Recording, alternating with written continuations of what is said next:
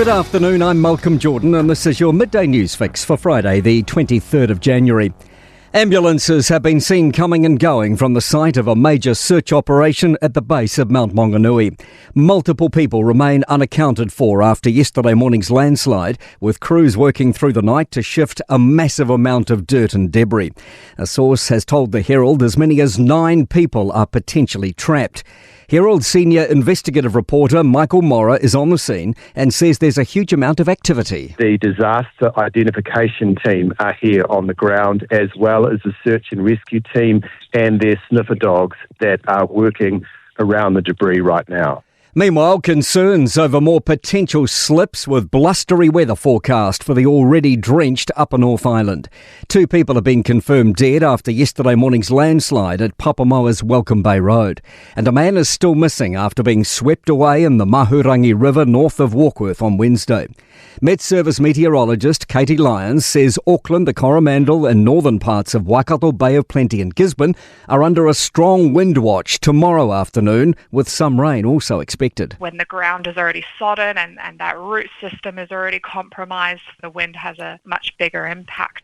Inflation's risen again and is now back above the Reserve Bank's target range. Latest Stats NZ data shows the Consumers Price Index rose 3.1% in the year to December, up from a 3% rise in the year to September.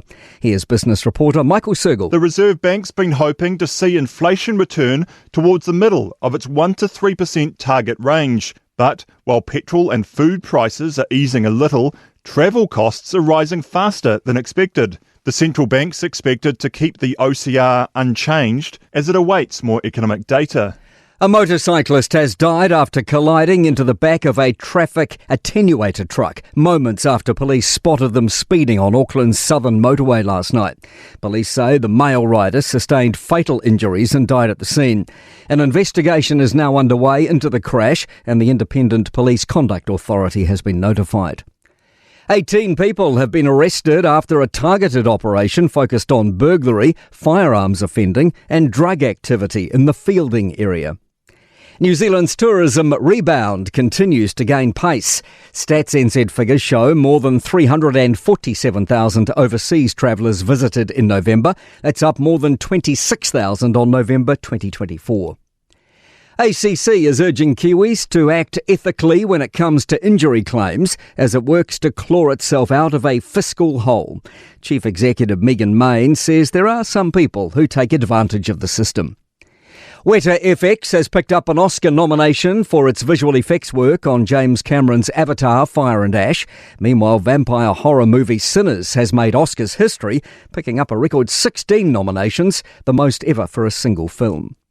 To sport, New Zealand Rugby Acting Chief Executive Steve Lancaster expects the 4th test of this year's All Black Springboks series on September 12 in Baltimore to help promote the 2031 World Cup in the United States.